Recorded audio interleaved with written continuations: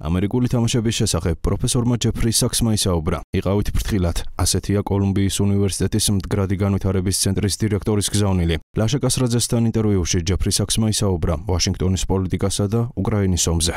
მიუხედავად ამისა, მე მაყურებელს მოკლედ მოვახსენებ ბატონი საქსის ბიოგრაფიას. ბატონი საქსი მსახურობს კოლუმბიის უნივერსიტეტის მდგრადი განვითარების ცენტრის დირექტორად. გახლავთ ამავე უნივერსიტეტის პროფესორი. ბატონი საქსი წარსულში 2002 წლიდან 2016 წლის ჩათვლით იკავებდა კოლუმბიის უნივერსიტეტის ბაზაზე მოქმედი დედამიწის ინსტიტუტის დირექტორის თანამდებობას. ბატონი საქსი გახლავთ გაერთიანებული ერების ორგანიზაციის მდგრადი განვითარების კავშირის პრეზიდენტი.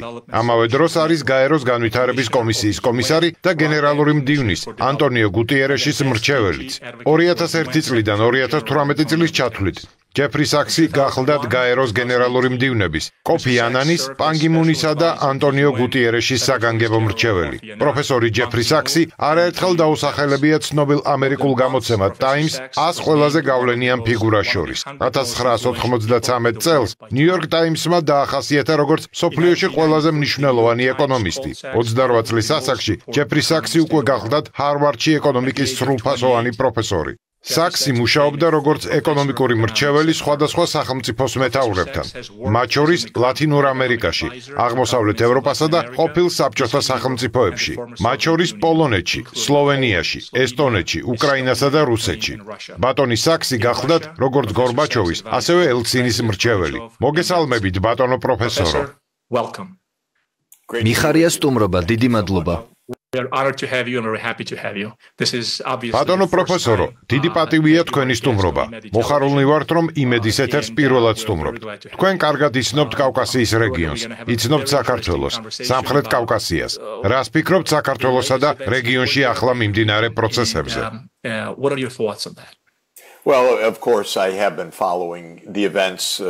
დიდი ყურადღებით და დარდით ვადევნებ თვალს მოვლენებს. სამხრეთ კავკასიაში რთული ვითარებაა, არა მარტო საქართველოში, სომხეთშიც რთული ვითარებაა, აზერბაიჯანშიც.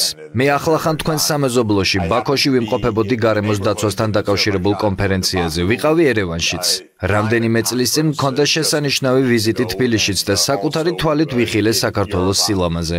სამხრეთ კავკასიის სამივე სახელმწიფო სტრესშია, ვინაიდან მათ გარშემო სამი დიდი მოთამაშეა: რუსეთი, თურქეთი და ირანი. შესაბამისად, ეს ძალიან რთული რეგიონია.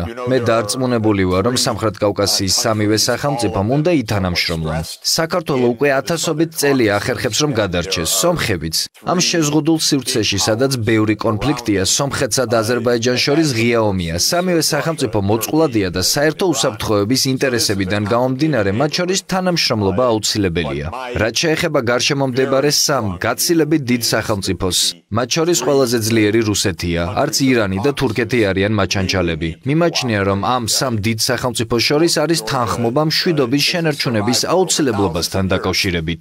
ეს ემსახურება ეკონომიკურ განვითარებას, ყველასათვის ცნობილი ჩრდილოეთ სამხრეთისა და აღმოსავლეთ დასავლეთის დერეფნების გათვალისწინებით. მე ძალიან ვემხრობი და იმედი მაქვს გულუბრყვილობაში არ ჩამომერთმევა ეს მრწამსი 3+3-ის ფორმატთან დაკავშირებით. ეს გულისხმობს სამხრეთ კავკასიის სამ სახელმწიფოსა და მათ გარშემო მდებარე სამ საერთაშორისო მასშტაბის ძალას შორის ნორმალურ, დინამიურ დიალოგს, საერთო საინვესტიციო პროგრამებს, მდგრადი განვითარების სტრატეგიებს და წინ მიმავალ პრაქტიკულ ნაბიჯებს. მიმაჩნია, რომ გარე ძალებს, ამერიკის შეერთებულ შტატებსა და ევროპას დიდი წინდახედულობა მართებთ, რათა ვითარების დესტაბილიზაცია არ გამოიწვიონ. მე ხშირად უდარდობ ამერიკის შეერთებული შტატების მიერ გადადგმული ნაბიჯების მიზეზით, ვინაიდან მე როგორც ამერიკელი რამდენიმე 10 წლეულია ვადევნებ თვალს ამას. და უდაოა, რომ ჩვენ გვაქვს ჩვევა, რომ ამა თუ იმ ადგილობრივი ვითარების არც თუ ისე კარგად ფლობის ფონზე ბევრი რამ ავრიოთ. გვაქვს ჩვევა, რომ მოვიქცეთ დაუდევრად და მცირე სახელმწიფოების ბედის სრული უგულებელყოფით. ჩემს უკრაინელ კოლეგებს მე ბევრი წლის წინ ვუთხარი, რომ ფრთხილად ყოფილიყვნენ, რომ ამერიკულ ხაფანგში თავი არ გაეყოთ. ამერიკის მხარდაჭერა არ ნიშნავს, რომ ყველაფერი შესანიშნავად იქნება. მე მათ ვაფრთხილებდი არ ქცეულიყვნენ ბრძოლის ველად, რომ არ ეთამაშათ ამერიკული გეოპოლიტიკური თამაში. ვინაიდან ისინი აღმოჩნდებოდნენ დაპირისპირების ეპიცენტრში. დაპირისპირების ეპიცენტრში ყოფნა კი არავის უნდა. ჩემი უკრაინელებისადმი გაფრთხილება იყო მკაფიო. მე მათ სიტყვით უთხარი, რომ ისინი ევროპის ავღანეთად გადაიქცეოდნენ და ეს მოხდა სამწუხაროდ. უკრაინელებს ეგონათ, რომ მათ ნატოში მიიღებდნენ. ეს უკრაინელთა გულუბრყვილო საქციელი გახდათ. ძალიან გულუბრყვილო. ნატოში გაერთიანებას აპირებდა და მშვიდობას მოელოდო. შეუძლებელია თან მაშინ, როდესაც მოსკოვი კატეგორიულად წინააღმდეგია, რომ ამერიკული შეიარაღება სწორედ მის საზღვართან უკრაინაში იყოს განლაგებული. კრემლის ეს პოზიცია კი ჩემთვის თავიდან ბოლომდე გასაგებია. ყველა მხრიდან ფიქრია აუცილებელი. საჭიროა შევხედოთ სრულ სურათს, რათა ომის პროვოცირება არ მოვახდინოთ. სამხრეთ კავკასია მსოფლიოს ერთ-ერთი შესანიშნავი ნაწილია. უმდიდრესი ისტორიით სავსე. ყველა იმპერიას დაუდგამს ფეხი ამ რეგიონში. ეს საოცარია და მაინც ქართველები, სომხები, აზერბაიჯანში მცხოვრები თურქული ეთნოსის ხალხები, ეს ერები ძალიან დიდი ისტორიის მატარებელნი არიან. არავის უნდა ამ იმპერიების ხილვა რეგიონში, გარდა ალბათ საერთაშორისო ეკონომიკური თანამშრომლობის თვალსაზრისისა. იქნება ეს სხვადასხვა ნაწარმით ვაჭრობა, თუ თანამედროვე ტექნოლოგიები, ტურიზმი, ეს კარგი იქნებოდა. რეგიონში კონფლიქტი და ომები კი წარსულს უნდა ჩავაბაროთ და ყველამ უნდა გამოიჩინოს პოლიტიკური ნება დიპლომატიის, წინდახედულობისა და თავშეკავების სახელით. ჩვენ ხომ კიდევ ერთი გამოწვევის შექმნა არ გვსურს.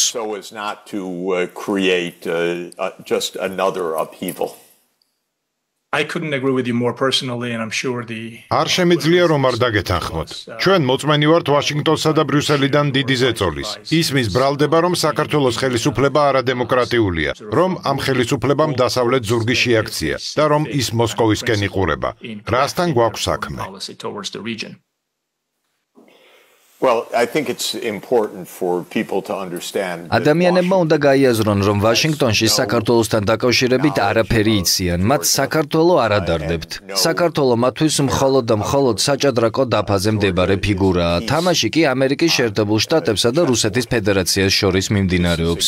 ჩვენმა ერთ-ერთმა წამყვანმა და თვალსაჩინო სტრატეგოსმა ზბიგნევ ბზეჟინსკიმ 90-იან წლებში დაწერა წიგნი სახელწოდებით დიდი საჭადრაკო დაფა, რომელშიც ის სამყაროს როგორც თამაშს აღწერს, როგორც ძლიერთა შორის თამაშს. ჩემი რჩევა იქნებოდა, რომ თუ თამაში გსურს, ითამაშე ნამდვილი ჭადრაკი. ჩემს ახალგაზრდობაში იყო ასეთი თამაშის სახელწოდებით რისკი. ამოცანა კი მსოფლიოს ყველა კუთხის ნაწილის დაბევებაა.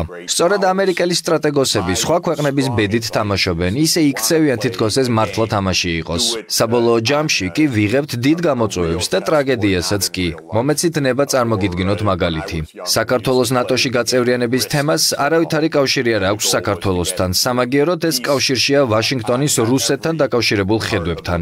საქმე არა საქართველოს უსაფრთხოებას, არამედ დაახლოებით 30 წლის წინანდელ იდეას ეხება, რომელიც შავი ზღვის რეგიონში რუსეთის გარშემორტყმას გულისხმობს. აქვე უნდა აღვნიშნო, რომ ეს იდეა საერთოდ 170 წლის წინანდელია. სწორედ ბრიტანეთის იმპერიას ეკუთვნის ეს იდეა.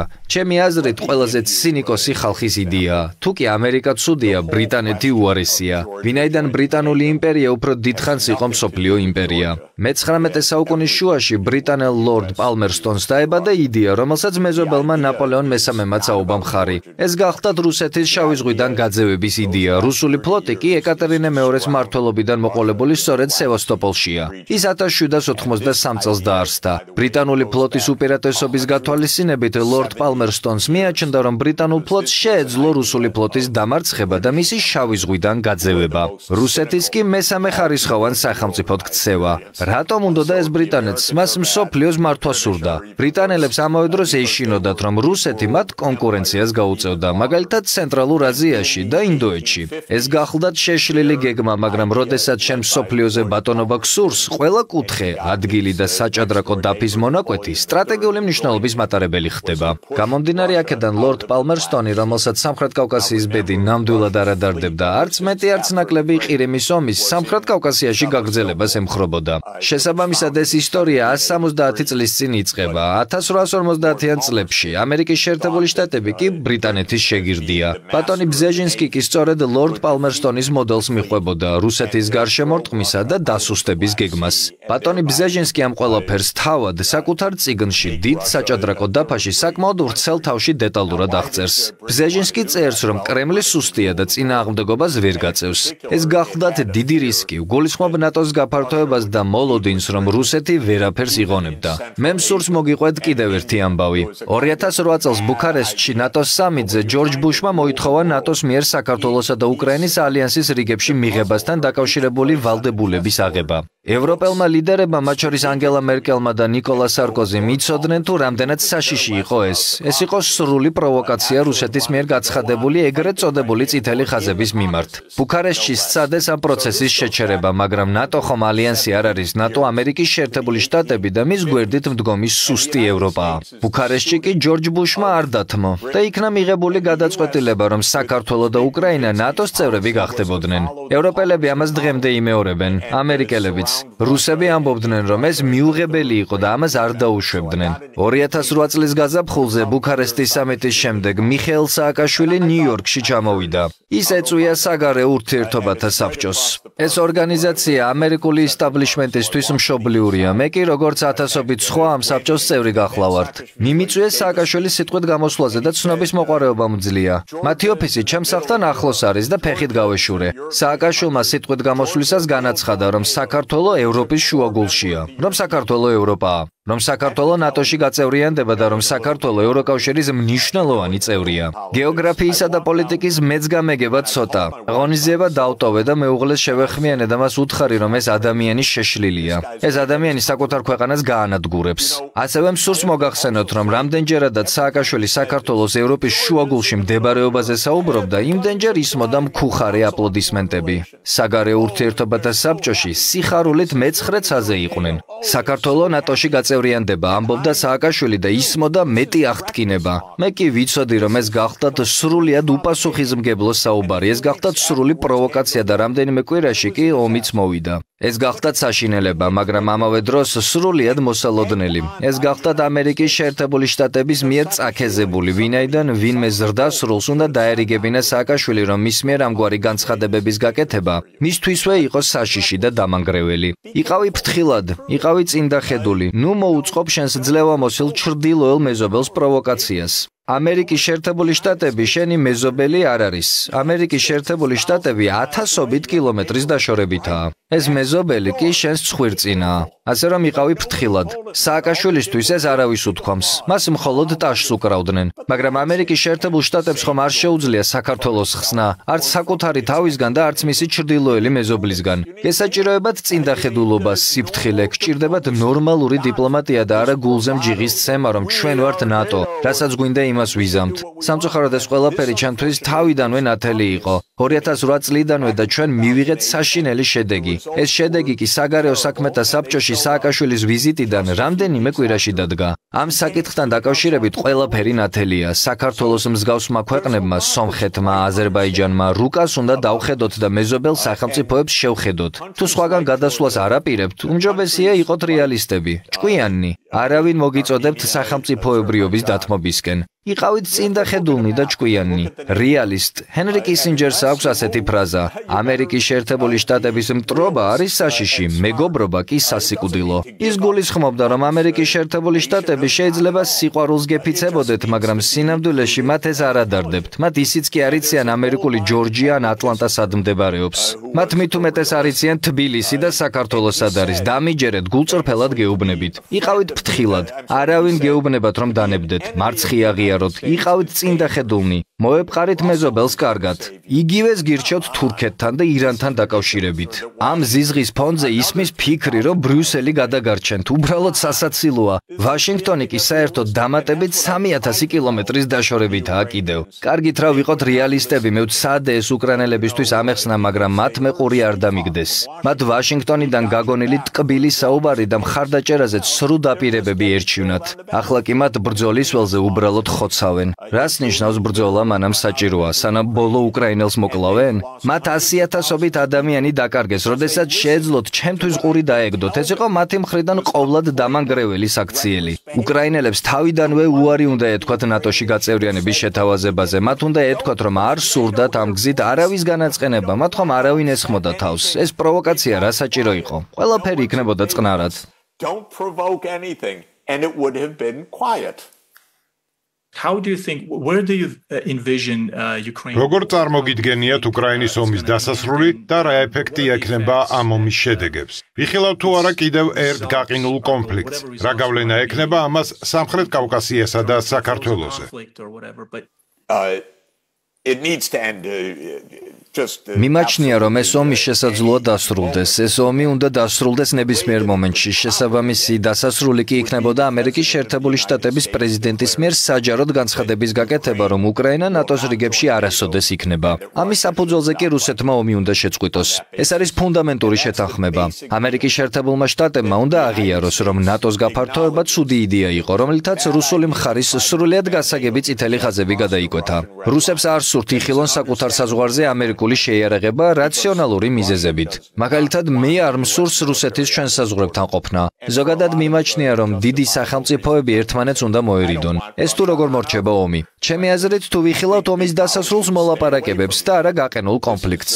მოლაპარაკებების წარმოების შემთხვევაში ეს დიდი ალბათობით ნიშნავს, რომ ნატოს გაფართოების პოლიტიკა დასრულდა. ეს კი თავის მხრივ რუსეთის მიერ ომის წარმოების დასასრულს ნიშნავს. ამავე დროს საჭირო იქნება უკრაინისათვის საერთაშორისო უსაფრთხოების გარანტიების მინიჭება, მაგალითად გაერთიანებული ერების ორგანიზაციის უშიშროების საბჭოს ეგიდით. უკრაინას მოუწევს მიწის დათმობა, ვინაიდან რუსეთი ყირიმს არ შეელევა, კრემლი არც დონბასში, ზაპოროჟიესა და ხერსონში დაპყრობილი მიწის დათმობას აპირებს. საბოლოო შეთანხმება ტერიტორიებთან დაკავშირებით უკრაინის ნეიტრალიტეტთან ერთად უნდა იყოს შემდეგი. ერთიანი პაკეტის ნაწილი უნდა მოიცავდეს ამ მოლაპარაკებებში ნატოს გაფართოების პოლიტიკის დასასრულს, უსაფრთხოების გარანტიებს უკრაინისთვის, მიწის დათმობას კიევის მიერ და რუსეთის წინააღმდეგ დაწესებული სანქციების მოხსნას, ეკონომიკური და პოლიტიკური ურთიერთობების ნორმალიზაციას. სწორედ ამის ხილვამ სურს და ეს შესაძლებელია, ეს ომი სწორედ ასე უნდა დასრულდეს. ეს ომი არასოდეს უნდა დაწყებულიყო. თეთრ სახში ჩემთვის რომ მოესმინათ, ეს ომი არ დაიწყებოდა. მე მათ ზუსტად უთხარი თუ როგორ აეცილებინათ თავიდან ეს ომი. მისი დაწყებისთანავე თუ როგორ შეეჩერებინათ იგი. მნიშვნელოვანია გვახსოვდეს, რომ 2022 წლის მარტშიც კი რუსეთი და უკრაინა შეთანხმდნენ. უკრაინას არავინ სთხოვდა დონბასის დათმობას. 2022 წლის მარტში კრემლი მხოლოდ და მხოლოდ მინსკის შეთანხმებებით გათვალისწინებული დებულებების შესრულებას ითხოვდა. დონბასს სთავაზობდა ავტონომიას და არა რუსეთს ტერიტორიას. მე მათ ვურჩევდი ამ პირობებზე დათანხმებას. ამერიკის შეერთებულმა შტატებმა კი ეს შეთანხმება ჩაშალეს. ახლა უკრაინა უარეს დღეშია. 2022 წლის გაზაფხულზე დავწერე სტატია, სადაც ვამტკიცებდი, რომ კიევი ამ პირობებს უნდა დათანხმებულიყო, ვინაიდან ვითარება მხოლოდ და მხოლოდ გაუარესდებოდა. 2 წლის წინ დაწერილ ყველა ჩემ ამ სიტყვას დღესაც ვადასტურებ. მე წინასწარმეტყველი ხომ არ ვარ, უბრალოდ ნათელი იყო თუ რა გველოდა წინ. რა უკრაინა რუსეთს დაამარცხებდა, ვინ ხუმრობს ასე შანსი არ იყო, ასე რომ ამ პირობებზე თანხმობა გახდათ სწორი ნაბიჯი. ბაიდენი, ამერიკის შეერთებული შტატები კი აცხადებდა, რომ უკრაინას დავეხმარებით მანამ სანამ ეს საჭირო იქნება. ეს კი ნიშნავს ბოლო უკრაინელამდე ბრძოლას. ეს ტრაგიკულია. ბაიდენი არაკომპეტენტური პრეზიდენტია. მე ამას ჩემს გამოცდილებაზე დაყრდნობით ვამბობ. საკმაოდ ადვილი გამოსაცნობი იყო თუ რა მოხდებოდა. ისინი კი ვერაფრით დაადგნენ დიპლომატიის გზას.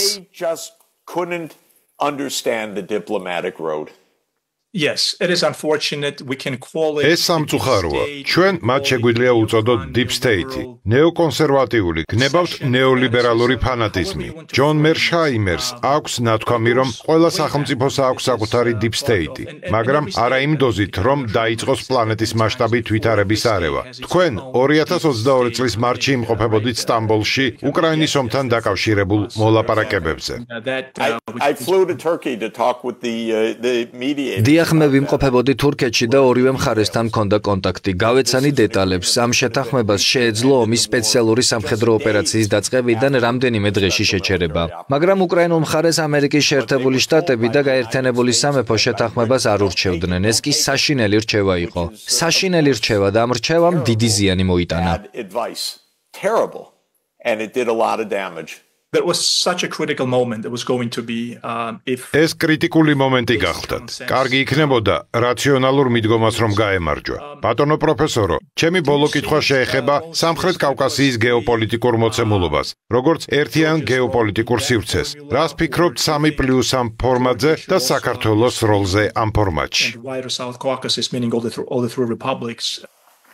The best world საუკეთესო სამყარო ღია მრავალპოლუსიანი სამყაროა, რომელიც მუშაობს გაეროს ქარტიის მიხედვით. სამყარო, რომლის ყველა კუთხე ერთმანეთთან ვაჭრობს და ურთიერთდაკავშირებულია. ხშირად მithქვამს, რომ ჩინეთის ერთი გზისა და ერთი სარტყლის პროექტი ევროკავშირის გლობალური კავშირების მხარდამხარ უნდა მოიაზრებოდეს. ჩინეთს ხომ აღმოსავლეთიდან დასავლეთისკენ ინვესტირება შეუძლია, ევროპას კი პირიქით. ისინი შეხვდებიან შუაგზაზე. თბილისი კი სწორედ ამ გზაზეა. სამარყანდიც ასევე იქნება ამ გზაზე. არსებობდა აბრეშუმის გზა. ჩინეთის ამჟამინდელი პროექტებიც სწორედ ნაწილობრივ დასავლეთსა და აღმოსავლეთ შორის ვაჭრობის 2000 წლიან გამოცდილებაზეა დაფუძნებული. 1498 წელს, როდესაც ვასკო და გამა აფრიკის სამხრეთ სანაპიროებს მიადგა, აბრეშუმის გზა გარკვეული ხნით წარსულს ჩაბარდა. ვინაიდან ევროპიდან აზიისკენ და პირიქით მოგზაურობა საზღვაო ხომალდით უფრო იაფიჯდებოდა. 21 საუკუნეში კი ხმელეთით კავშირი კვლავ დიდ მნიშვნელობას იძენს. სწრაფი რკინიგზისთვის, ტვირთგადაზიდვის სხვადასხვა საშუალებებისთვის, თუნდაც ოპტიკურ ბოჭკოვანი კავშირისთვის, ტურიზმისთვის, კულტურული გაცვლისთვის. სამხრეთ კავკასია კი სტრატეგიული მნიშვნელობის რეგიონია. გავიხსენოთ ჩრდილოეთ სამხრეთისა და აღმოსავლეთ დასავლეთის დერეფნები. სწორედ ამიტომაა მათი ისტორია ასეთი მდიდარი, თუნდაც ეკოლოგიურად ის შესანიშნავი ღვინო, რომელიც საქართველომ შექმნა საერთოდ და კაცობრიობას აჩუქა. ეს ნამდვილად გახლავთ უძვირფასესი მიდამო და ის გაიხარებს და გაიფურჩქნება მშვიდობიან და ღია მსოფლიოში. გამომდინარე აქედან 3+3 ფორმატი გახლავთ თქვენი სამეზობლო და უმნიშვნელოვანესია, რომ მეზობლებთან კარგი ურთიერთობა გქონდეთ. ეს გულისხმობს როგორც სამხრეთ კავკასიის სამ სახელმწიფოს, ასევე მეზობლად მყოფ ძლიერ სახელმწიფოებს, რომლებიც სამხრეთ კავკასიის ამ სამი ქვეყნის მეზობლად არიან განლაგებულნი. ყველა ეს სახელმწიფო დამოკიდებულია ვაჭრობაზე. ირანი და რუსეთი ბრიქსის წევრები არიან, ისევე როგორც ჩინეთი და ინდოეთი. ორივე ეს სახელმწიფო საქართველოს პარტნიორიც უნდა იყოს. ჩინეთი უამრავ რამეს შესანიშნავად აკეთებს, იქნება ეს ინფრასტრუქტურა თუ 5G. ინდოეთი კი ეკონომიკურად ვითარდება. კარგი იქნებოდა, რომ ამერიკის შეერთებული შტატები და ევროკავშირი იყვნენ მეგობრულნი და ინვესტიციას დებდნენ და ტურისტებად მოდიოდნენ საქართველოში, ვინაიდან საქართველოში უდიდესი კულტურული და ისტორიული მემკვიდრეობაა, დიდი სილამაზე. მე არ მსურს, რომ ვაშინგტონი და ბრიუსელი ამ ყველაფერს გეოპოლიტიკური თვალსაზრისით უყურებდნენ. ამ გზით ისინი მხოლოდ სიტუაციას არევენ და ჩვენ სწორედ ამ არეულობასთან დაკავშირებით ვსაუბრობთ მთელი ეს დროა. 3+3 პლუს მთელი სამყარო. შეიძლება რაიმე ეტაპზე სამხრეთ კავკასიის სამი სახელმწიფო ბრიქსის წევრნი გახდნენ. გააჩნია ბრიქსი როგორ განვითარდება. იმედი მაქვს, დიდი იმედი მაქვს თეირანის მიერ წარმოებული დიპლომატიის, რომელიც საერთოდ ცალკე გადაცემას იმსახურებს. ირანი ბრიქსის წევრია და ახლო კავშირშია ჩინეთთან. თეირანმა საუდის არაბეთთან ურთიერთობებიც დაალაგა. ეს იმედის მომცემია. მე სპარსეთის დიდი თაყვანისმცემელი ვარ. სპარსეთი ქრისტეს შობამდე 3200 წლით ადრე არსებობდა. ის მსოფლიოში ერთ-ერთი უძველესი ცივილიზაციაა და 5000 წელია, რაც კაცობრიობას ბევრ მნიშვნელოვანს ჩუქნის. ირანი კიდევ ერთი კარგი მეზობელია, რომელიც ამ ამბის ნაწილი უნდა იყოს. ამ ერაში ჩვენ უნდა გვქონდეს კულტურული მრავალფეროვნება, მშვიდობა, ვაჭრობა, ურთიერთკავშირი და ბევრი ტურიზმი. Trade, connectivity, and lots of good tourism, I would say. Professor, once again. დიდი მადლობა ინტერვიუსთვის. ტელეკომპანია იმედის სახელით გიწევთ თბილისში. ჩვენი ეთერი კი თქვენთვის მუდამ ღიაა. Thank you. დიდი მადლობა.